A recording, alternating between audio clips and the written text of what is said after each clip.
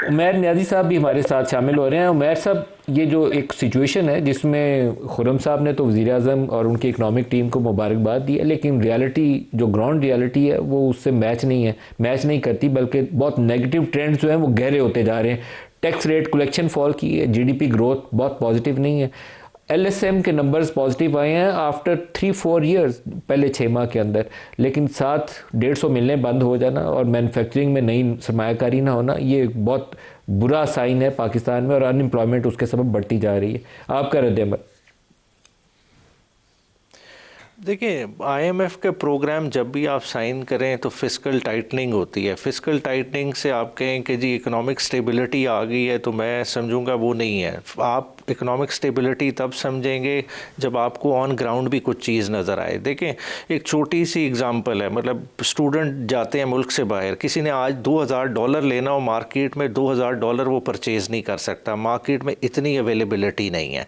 फिर देखें, आईएमएफ ने आपका ग्रोथ टारगेट क्या 3.6% दिया था, वो उन्होंने खुद ही रिवाइज कर दिया 3.2% पे, और ईयर एंड होगा जिस तरह की एक्सपोर्ट की प्रोजेक्शन अभी आप ही के प्रोग्राम में बताई गई हैं, एफडीआई ड्रॉप हुई, ये शायद 3 से भी नीचे चला जाए। तो जब ये वाली सूरत हाल हो, आपकी कोर इन्फ्लेशन जो है ना वो भी 5% से ऊपर ऊपर ही है, ठीक है। तो इन सारी चीज़ों को फैक्टर इन करें। फिर जो आप का बुनियाद है इस वक्त ज़री बेस है, देखें उनके साथ क्या हो रहा है, मतलब काश्तकार रो रहा है, मतलब उसके आंसू पोंछने वाला इस वक्त कोई नहीं है। मतलब खड़ी फसलों पे कौन हल चलाता है, कोई पागल तो नहीं है ना। मगर जब आपके पास मार्केट ही इस वक्त अवेलेबल नहीं है, लोग किधर जाएंगे। लोगों ने मार्केट को देख के इन्वेस्टमेंट की थी, लोगों ने बागात लगाए थे, आज किन्नू एक्सपोर्ट नहीं हो रहा, जिसकी वजह से मार्केट में गलट है।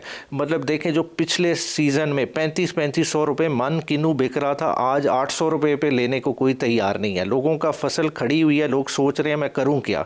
फिर इसी तरह आलू का मैंने पिछली दफ़ा भी जिक्र किया था, अभी उसकी सूरत हाल देखें, एक एक एकड़ पे किसान को 1.5 लाख का नुकसान का सामना है। और ये वो किसान है जिसकी अपनी ज़मीन है, और जो अगर ठेके पे काश्त कर रहा है तो उसकी क्या सूरत हाल है। फिर अनएम्प्लॉयमेंट का आप नंबर उठा के देख लें, 60 लाख बंदा जिस मुल्क में अनएम्प्लॉयड हो, तो 60 लाख गिराने कफालत के बगैर हैं।